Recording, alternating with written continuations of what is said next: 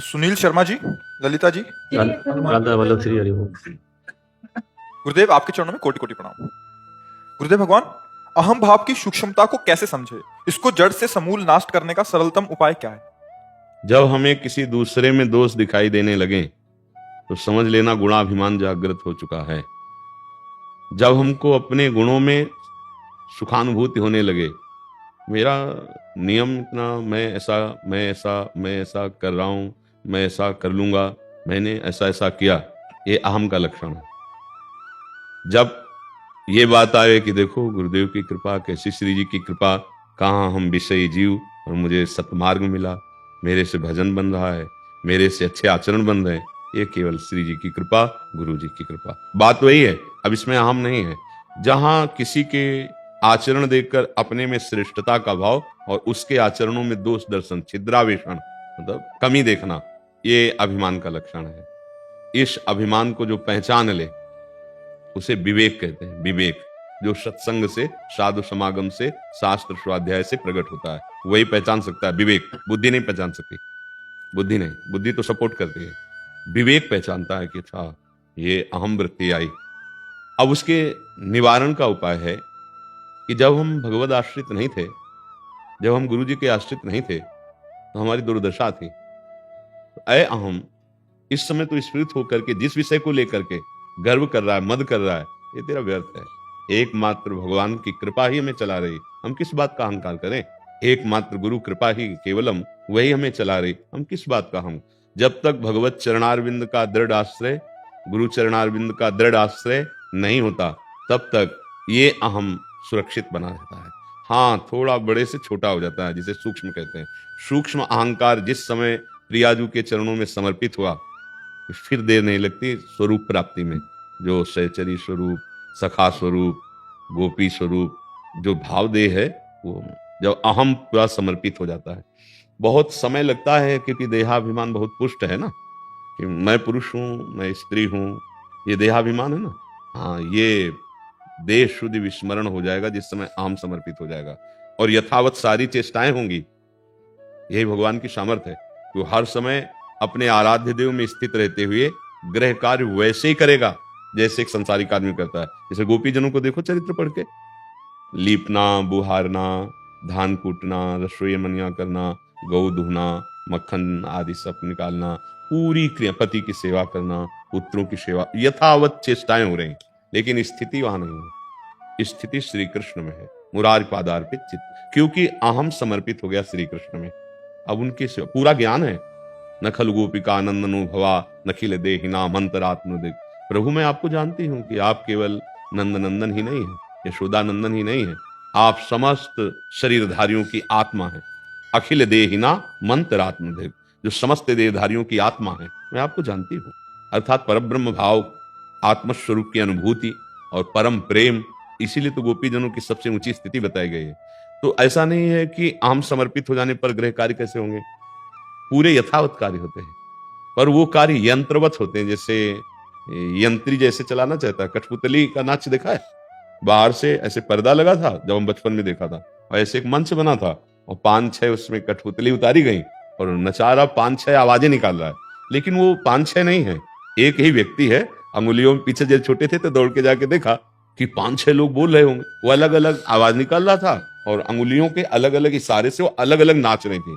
बस कुछ ऐसा ही है, एक ही परमात्मा माया का पर्दा लगा के सबको नचा रहा है, अलग अलग आवाजें निकाल रहा है, अलग अलग लीलाएं करवा रहा है, कहीं सृजन लीला, कहीं पालन लीला, कहीं संहार लीला, ये लीलाएं तो चल रही, पर एक ही के। तो ऐसे उसी लीला में ये शरीर सम्मिलित हो गया, अहम प्रभु में समर्पित। अब यंत्रारूढ़ानि, जैसे यंत्र में आरूढ़ हुआ, तो जैसा यंत्री चाहता है वैसे ही, ऐसे ही हमारा जीवन फिर भगवान के द्वारा चलाया जाता है। बड़े बड़े जो महापुरुष हैं, चाहे गृहस्थी में चाहे विरक्ति में, अब उनका मन तो प्रभु में लगा है, तो फिर मन प्रभु में लगा है तो गृह कार्य कैसे होते हैं? बोले यही सामर्थ्य प्रभु की है। प्रभु में लगा हुआ मन संपूर्ण सम्यक रूप से वैसे ही गृह कार्य, ऐसा नहीं कि चीनी की जगह नमक डाल देगा, नमक की जगह चीनी, ऐसा नहीं है। स्थिति वही प्रभु में है और कार्य वैसे। अब जैसे उदाहरण में देते हैं, जनक जी ज्ञान में, अम्बरीश जी भक्ति में, दोनों महाराजा हैं। तो बोले वो तो जनक जी थे, कितने ऐसे हो गए जो उस स्थिति को प्राप्त हो गए, कितने से हो गए जो भक्ति की ऊंचाई को, अब एक ही जड़ भरत थोड़ी हुई है सृष्टि में, लाखों जड़ भरत जी जैसे सिद्ध महापुरुष हो गए, और उनका चरित्र नहीं, चरित्र जड़ भरत जी का लिखा गया। तो ऐसा थोड़ी कि अरे वो तो जड़ भरत जी थे, ऐसा नहीं। श्रेष्ठ दशाएं हम गंगा किनारे ज्ञान की भूमिका में पहुंचे हुए महापुरुषों की देखिए। तो हम ये जब सोच लेते हैं हम तो गृहस्थ हैं, हम तो बस, ये गलत हो गया। अब स्थिति नहीं आ सकती। गृहस्थ में स्थिति आएगी काम क्रोध की, लोभ मोह की, मद मत्सर। हम प्रभु के, हमें सेवा गृहस्थी की मिली। जैसे हम प्रभु के हैं तो हमें सेवा मिली समाज की, भजन करो, अनुभव करो, और वही अनुभव सब प्रदान, तपस्या करो, वही अनुभव सबको सेवा में समर्पित करो। अपना तप, अपना भजन यहां से दे के जाओ, जो अनुभव किया, जो प्राप्त किया, ऐसे ही आपका कार्य है। अहम शून्य होना चाहिए। जैसे कोई कहता है कि आप ऐसा प्रश्न का उत्तर दे दिए, हमें भी लगता है कि भगवान बैठ के उत्तर दे दिए, उसको लगता है बाबा जी ने दिया, तो हमें लगता है हमारे भगवान बोले, क्योंकि हम पढ़े लिखे तो जाए नहीं ज्यादा, तो ये लगता है भगवान बोल रहे हैं। अब अगर हम व्याकरणाचार्य पढ़े, व्याकरण पढ़े होते और बहुत, तो ये बात ना हो सकता था, ये बात आ जाती कि हमारी पढ़ाई लिखाई का फल है कि हम उत्तर दे रहे हैं। वो अहम जब समर्पित हो जाता है तो जो भी चेष्टाएं होंगी परम पवित्र होंगी। ये समर्पण का है। जब गंदी चेष्टाएं होती है वो अहंकार से होती है, और वो अहंकार मुखिया जो था, कर्ता भोक्ता, वो समर्पित हो गया। अब गंदी क्रियाएं होगी नहीं, गंदा चिंतन होगा ही नहीं, क्योंकि जहां समर्पित होता है वहीं चिंतन होता है। जैसे हमारा देह में समर्पित है तो देह के अनुसार चिंतन होगा। अब जितना चिंतन होगा वो परिवर्तनशील का होगा, वो नाशवान का होगा, और उसका परिणाम दुख होगा। देख लो, देह में जब समर्पित है अहंकार, तो जितना भी कुछ हो रहा है आप चिंतन करके देख लो, वो सब नाशवान ही हो रहा है। और जब अविनाशी में अहम समर्पित होता है तो क्रियाएं भले संसारिक हो, लेकिन वो चिदानंदमय स्थिति होती है। जब देह में अहम समर्पित है तो क्रियाएं भले भागवतिक हो, लेकिन स्थिति नहीं होगी। इसलिए सबसे खास विषय है देहाभिमान का गलित हो जाना, अभिमान का प्रभु में समर्पित हो जाना। यही दरबार दीन को आदर, रीति सदा चली आई। तो ऐसा देखो तुम कि हमारे इष्ट आराध्य देव हमको चला रहे हैं, हमारे प्रभु चला रहे हैं। देहाभिमान गुरु कृपा से गलित होता है महाराज। हाँ, जो उपासना मिली है, जो नाम मंत्र मिला है, तो हमारा तो है नहीं, हमारे गुरुदेव ने दिया। जो हम कर पा रहे हैं, अगर मेरे में सामर्थ्य होती तो पहले कर लेते। इसका मतलब ये सामर्थ्य गुरु जी ने दी, तो अभिमान है ही नहीं। ये तो प्रभु ने दी है, तो अभिमान है ही नहीं। जब ये होता है मैं करता हूं, अहंकार का लक्षण होता है।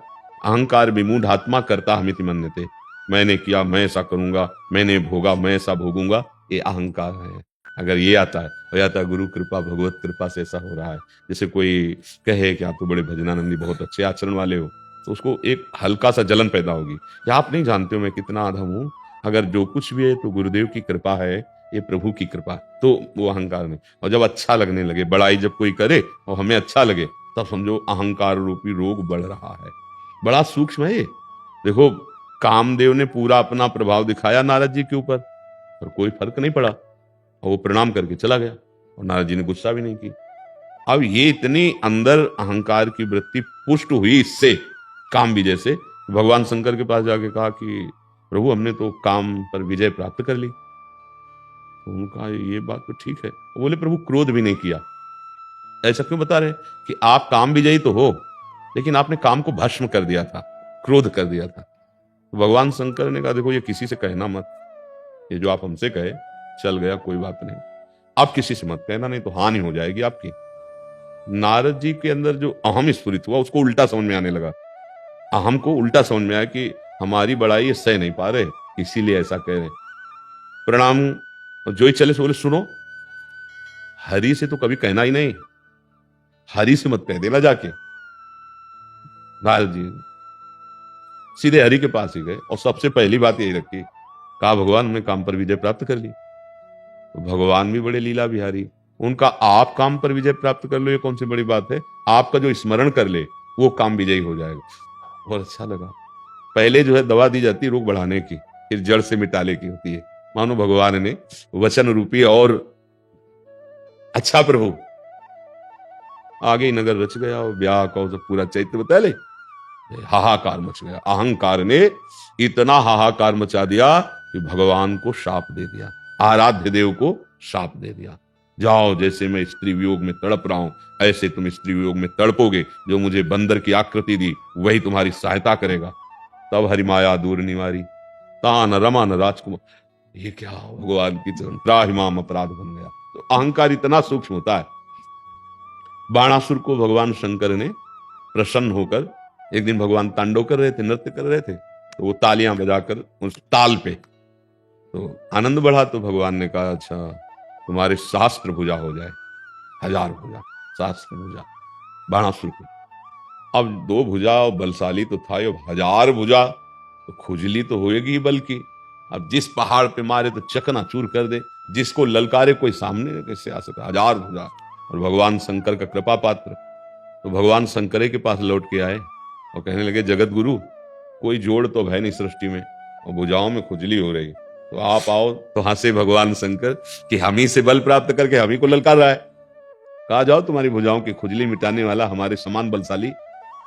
भगवान श्री कृष्ण वही जो अनिरुद्ध और उषा जी के ब्याह का प्रसंग है, उसमें सुदर्शन चक्र से सब काट। तो भगवान शंकर सामने आगे बस बस 4 रहने दो, 4 भुजाएं रहे। अहम बहुत विचित्र है, वो गुरु को भी ललकार सकता है, वो इष्ट को भी साप दे सकता है। अहम इतने बड़े भक्तों का। तो अपने लोग जब ये देखेंगे कि गुरु कृपा, हरि कृपा, और वास्तविक यही है, वास्तविक पक्का, अगर वो छोड़ दे हमें तो अभी हम गिर जाएं, मुंह भरा गिर जाएं। अगर हम चल रहे हैं तो हम देख नहीं पा रहे, पर मेरे गुरुदेव मेरे हरि मुझे पकड़े तभी चल पा रहे हैं। अगर ये बात ध्यान रहेगी तो अहंकार नहीं आएगा कि हम अगर कोई भी विजय प्राप्त कर पा रहे हैं माया से या चल पा रहे हैं, इसमें केवल गुरुदेव का प्रताप है, इसमें केवल भगवान की कृपा है। हमारे में तो बल था नहीं और है नहीं और रहेगा नहीं, ये केवल हरि कृपा है। तो फिर अहंकार बढ़ नहीं पाएगा।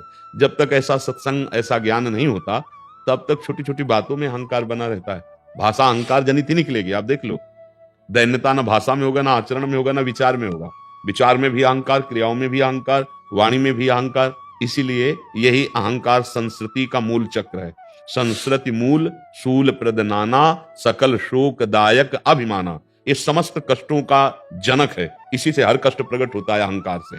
जो भगवान का कृपा पात्र है तो भगवान इस कृपा करके दूर कर देते हैं। ताते करें कृपा निधि दूरी, सेवक पर ममता तिभूरी। वही संत रूप में, वही गुरुदेव रूप में, वही शास्त्र रूप में विराजमान है। इन्हीं की कृपा से अहंकार नष्ट हो जाता है। जब सच्चा भजन होगा तो आपको अपने आगे का भजन दिखाई देगा कि अरे हम कहाँ, कैसे कैसे महाभागवत, कैसे कैसे भजनानंदी हुए, तो अहंकार नहीं आएगा। और जब त्रुटि होगी तो अपने से नीचे दिखाएं, ये तो सारे विषय ही है, हम तो भजनानंदी, हम तो भगत हैं। गड़बड़ हो गया, अब गड़बड़ हो जाएगा, अब आपका भजन छूटेगा और आप गिरोगे। क्योंकि अहंकार आया तो मतलब पतन हुआ पक्का। और पतन से बचना है तो मामे वे प्रपद्यन्ते माया में तामते। भगवान की शरणागति, गुरु की सदैव दैन्य रहो, तो फिर आपकी परीक्षा भी नहीं होगी। आपकी परीक्षा तब होती है जब हम कोई गर्व भले वचन बोल देते हैं कि पूरे जीवन तो हम तो जितेंद्री रहे। ठीक है, अब आ जाएगा थर्मामीटर माया का, दिखाओ अपनी जो जितेंद्रियता की शक्ति है, फेल हो जाओगे। भगवत कृपा से चुपचाप अंदर की बात को भगवत कृपा से देखो कि जितेंद्रियता, भजन, पवित्रता, ये भगवत कृपा से हो रहा है। हमारे में सामर्थ्य नहीं, कभी परीक्षा नहीं होगी, कभी अहंकार बढ़ेगा नहीं, वो दैन्यता में आ जाएगा। और दैन्यता भगवान को प्रिय, भगवत प्राप्ति हो जाएगी।